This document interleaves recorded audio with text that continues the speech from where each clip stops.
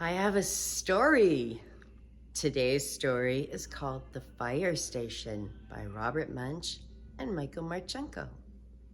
The Fire Station. Michael and Sheila were walking down the street. As they passed the fire station, Sheila said, "Michael, let's go ride a fire truck." "Well," said Michael, "I think maybe I should ask my mother, and I think maybe I should ask my father, and I think we should go in," said Sheila. Then she grabbed Michael's hand and pulled him up to the door. Sheila knocked. Bam, bam, bam, bam. And a huge fireman came out and said, "What can I do for you?" "Well," said Michael, "maybe you could show us a fire truck and hoses and rubber boots and ladders and all sorts of stuff like that." "Well, certainly," said the fireman. "And maybe," said Sheila, "you'll let us drive a fire truck?" "Certainly not," said the fireman. They went in and looked at ladders and hoses and big rubber boots. Then they looked at little fire trucks and big fire trucks and enormous fire trucks. And when they were done, Michael said, "Let's go." "Right," said Sheila. "Let's go into the enormous fire truck." Well, while they were in the fire truck, the fire alarm went off. Clang, clang, clang, clang.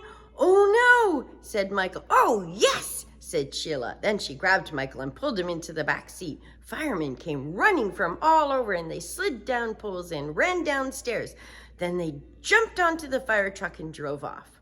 The firemen didn't look in the back seat. Michael and Sheila were in the back seat. They came to an enormous fire, and lots of yucky colored smoke got all over everything. It colored Michael yellow and green and blue. It colored Sheila purple and green and yellow. And when the fire chief saw them, he said, "What are you doing here?" Sheila said, "We came in the fire truck.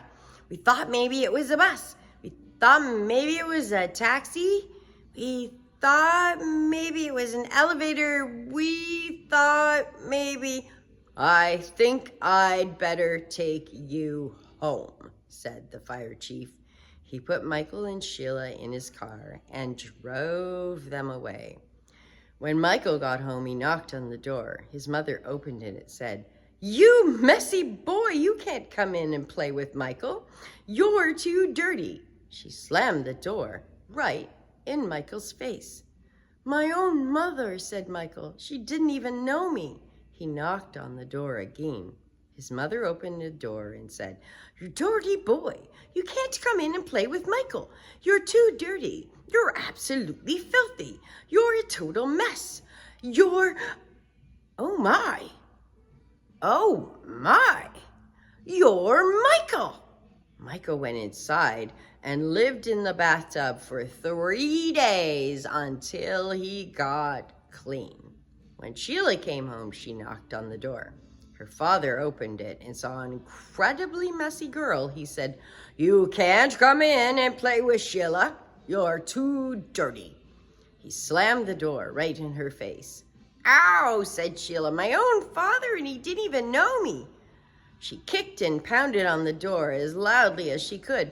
Her father opened the door and said, "Now stop that racket, you dirty girl. You can't come in to play with Sheila. You're too dirty. You're absolutely filthy. You're a total mess. You're... Oh my.